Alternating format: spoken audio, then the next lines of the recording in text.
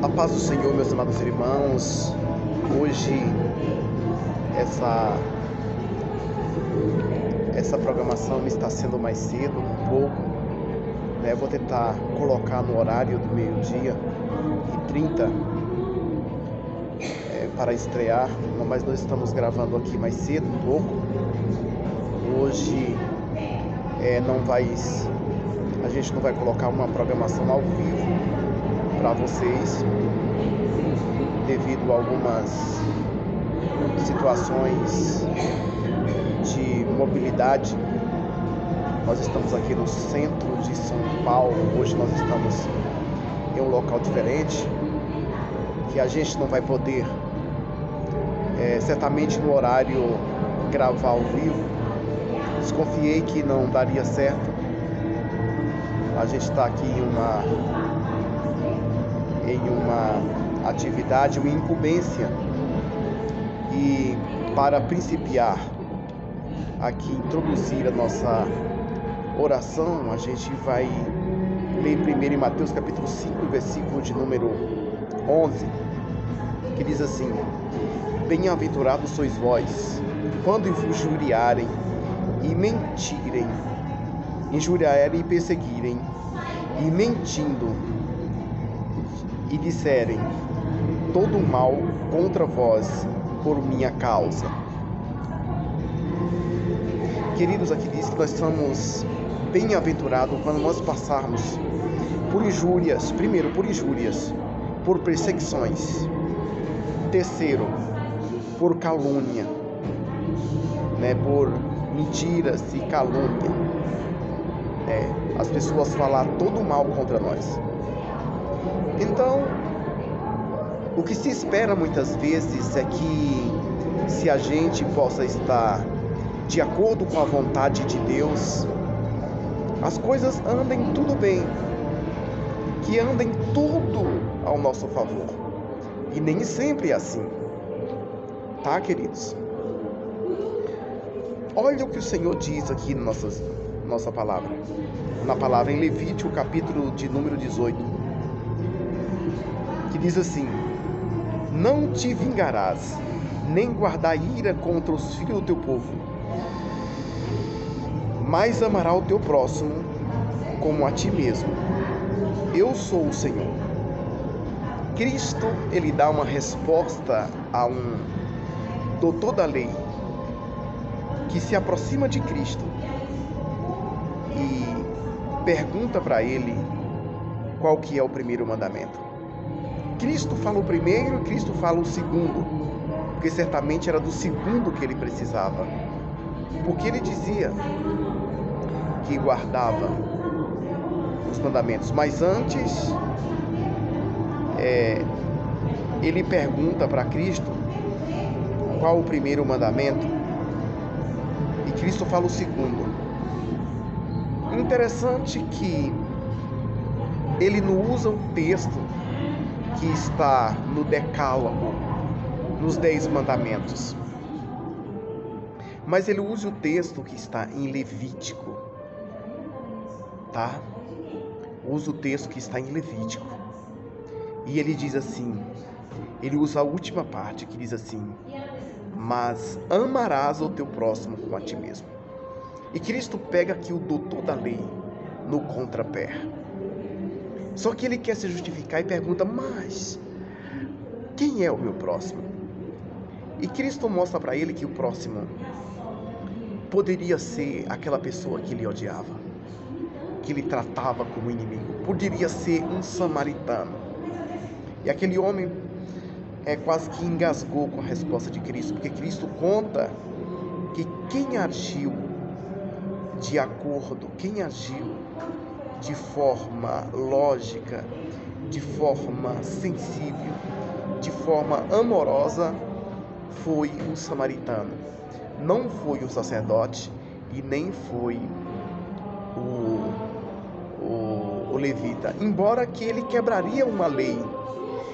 Ele quebraria uma lei se ele tocasse morto ou se contaminasse com alguém. Porém, queridos, nós devemos entender que em nome da urgência, em nome da prioridade, você vai quebrar algumas coisas. Por exemplo, os discípulos, eles não podiam colher alguma coisa segundo a lei no sábado, mas Cristo mostra para eles que por causa de uma causa justa, existem alguns aspectos que eles são aceitos. Por exemplo, eles estavam com fome, eles iam morrer de fome, eles precisavam, e segundo a lei, era permitido também você usufruir de um campo de Israel que não fosse seu, se você estivesse com fome. Era defendido por lei, era um direito também que era defendido por lei. Eles não estavam roubando, ele não estava contrariando.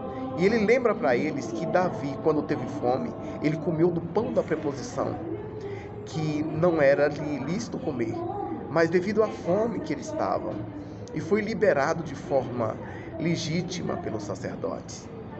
E eles estavam em uma dependência, em uma carência. Então, isso se trata da questão amorosa, se trata da questão do amor ágape, o amor sacrificial. Imagina se existem algumas coisas que elas são proibidas, mas em nome de uma outra coisa que é superior àquela anterior poderia ser violada. Por exemplo, no sábado eles não poderiam fazer obra alguma. Porém, se o animal tivesse com sede, era lógico que ele ia dar água. Não vai deixar o animal morrer de sede. Ele ia suprir ali a necessidade básica. Se por acaso, se fosse o dia em que a criança completasse 8 dias, era violado para cumprir ali a circuncisão. Uma ordenança de Deus que se tornava superior ali ao sábado. Hoje é sábado, vocês sabem que hoje é sábado.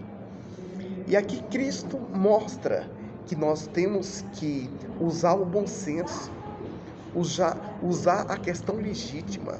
É por isso que existem algumas coisas na Bíblia que são proibidas, mas existem exceções. Agora, existem outros casos na Bíblia que não tem exceções. Por exemplo, nunca você vai ver uma exceção, um homem se relacionar sexualmente com outro homem. Isso não tem exceção. Isso, no caso, não existe precedente estabelecido que Deus aceitasse uma prática dessa. E a mesma coisa, mulher com mulher. Essa prática, em nome do amor, ela não será aceita. Então, algumas pessoas utilizam também dessa brecha, né? Se é que eu posso dizer assim, que não é brecha, mas a palavra tem um sentido certo de que forma você vai violar algum mandamento em nome do amor. Em nome do amor, nesse aspecto não cabe. Eu vou fazer tal, eu vou trair alguém em nome do amor. Isso não existe. Eu vou matar alguém, né? Nós sabemos que legítima defesa, isso já tem precedente estabelecido. Isso tem, né? Existe aquela pessoa que é culpada, mas ele não teve aquela intenção de matar. Então, assim, existem exceções. Mas nesses outros aspectos, não existe alguns aspectos que não tem exceção. Não tem porquê, por exemplo, você negar a Jesus. Não, nesse aspecto ele não aceita. Ele não aceita essa prerrogativa. Eu neguei a Jesus porque senão me matava. E Cristo disse assim, olha, ser fiel até a morte, dar-te-ei a coroa da vida. Então, nesse aspecto, não cabe você utilizar em nome de amor. Porque em nome do amor, muitas pessoas estão deitando e rolando. Mas o Senhor, Ele não deu esse espaço. Ele não deu. Então, isso tem que ser bem analisado. E o Senhor fala, amarás o teu próximo como a ti mesmo. O levita e o sacerdote, em nome da lei deles, eles cumpriram rigorosamente, porque ele podia se contaminar. Certamente, eles estavam limpos, eles não queriam se contaminar por morto algum. No entanto, ele poderia quebrar essa lei. Assim também, nós estamos apressados, nós temos uma lei para cumprir, estamos indo para a igreja. Mas se alguém tiver precisando de uma urgência, você, em nome da necessidade de uma força maior, que isso é considerado uma força maior, você vai se desprender daquela situação que você está, daquela responsabilidade que você tem, para socorrer uma situação que isso será justificado, a sua falta que você tem. Por exemplo, você tem compromissos, às vezes no final de semana, mas a tua família está passando necessidade, você tem um emprego que às vezes você necessita trabalhar no final de semana. Às vezes, isso é compreensível, isso é de suma importância, isso será aceito. Agora, se for por coisas fúteis, você termina ficando aquém da vontade de Deus. Certamente você não está demonstrando aqui o amor por Deus ou pelas coisas de Deus, se por qualquer maneira ou de qualquer situação você negligencia o trabalho de Deus, você negligencia a obra de Deus, né? Porque a Bíblia diz assim: amarás, pois, ao Senhor teu Deus de todo o teu coração, de toda a tua força, de todo o teu entendimento. Então tem pessoas que não querem força nenhuma, não quer fazer força nenhuma, ou quer fazer quando lhe convém. Tinha um colega nosso que o nome dele chamava Johnny Carmo. Ele dizia assim, o rapaz falou para ele: eu não quero acordar de manhã para ir para a escola bíblica porque eu preciso dormir. Aí ele utilizou um termo muito interessante para chamar a atenção. Ele falou assim: então só você que é bonito, só você que tem que dormir até mais tarde no dia de domingo, e os outros não precisam. Queridos, lá uma vez na vida que você de repente sai com a família, ou que você de repente tem uma grande urgência, tudo bem, mas entendemos que nós precisamos nutrir a nossa vida espiritual na escola bíblica, os cultos de doutrina, tá? Né? Agora, por exemplo, a pessoa só tem a oportunidade às vezes de ir no culto à noite, na escola dominical, e ainda não vai. É complicado, não é? Vamos pedir ajuda, vamos pedir reforço, vamos pedir para que alguém nos ajude, para que a gente possa comparecer nesse trabalho, comparecer à escola bíblica dominical, a fortalecer a família, a fortalecer os demais membros. Porque se você participa, você vai motivar alguém. Inclusive, o assunto da lição adulta vai ser sobre os valores do reino de Deus, a relevância do Sermão do Monte para a Igreja de Cristo. A questão de injuriar, meu querido, mesmo se alguém te injuriar, mesmo se você for tentado ser freado, alguém mentir contra você, você tem que se manter firme. Então veja que o Senhor, ele cobra algo de nós, além, não é? Cobra algo de nós, uma força maior, tá? Então vejamos se realmente nós estamos de acordo com a vontade de Deus. Vamos orar? Papai bendito, em nome do Senhor Jesus, obrigado por essa oportunidade, obrigado por essa chance que Tu nos dá, nesta hora do dia, poder transmitir a palavra de Deus, onde são quase 12 horas, ou aonde os Teus servos, meu Pai, receberão 12h30, Senhor da glória. Nessa oportunidade, posteriormente estarão. Meu Pai, que a bênção de Deus seja sobre cada um. Visita minha irmã Giselene, meu irmão Juscelino, meu irmão José Elton, meu irmão José França, minha irmã Rosana, minha irmã Josilene, Girlene, ou minha esposa Laodiceia, meu filho que está na aula de música, meu Pai. Toma o Teu servo em Tuas mãos, vai dando graça. Nós já Te louvamos por essa bênção, Senhor da glória, por essa oportunidade. Nós Te louvamos por tudo, Senhor. Em nome do Senhor Jesus. Em nome do Senhor Jesus. Visita cada um que está enfermo, alguém que está passando por dificuldade, Senhor da glória. Alguém que está triste, meu Pai, nesta hora.